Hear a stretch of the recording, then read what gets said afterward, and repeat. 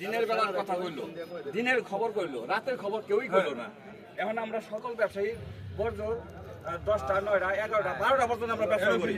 আমরা যে 12টা পর্যন্ত ব্যবসা করে আল্লাহ ভরসা করছে যে রামগা, এখন ওই টাইমে যারা এইগুলা কাজকর্ম করে, যারা চুরি করে, ডাকাতি করে, হারমাতি করে, কর্মাতি করে, আমরা যখন ঘুমাই যাই তখন করে।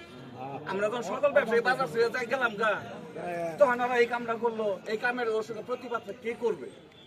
আমি ওই সময় এই জন্যই আমি বললাম, এই কথাটা বলা আমার খুবই জরুরি।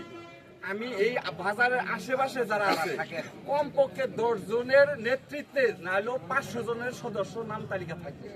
এই 10 জনে বলবে যে সবার কাছে ফোন দিবার পাবো না, ওরা আওতায় থাকলো 10 জন, এরা আওতায় 10 জন, ওরা আওতায় 10 জন। একজন বলে দিব শাহিনের, শাহিন বলবো আরেকজনের, গ্রুপিং ভাবে আমরা 4টা 5টা এলাকা সকল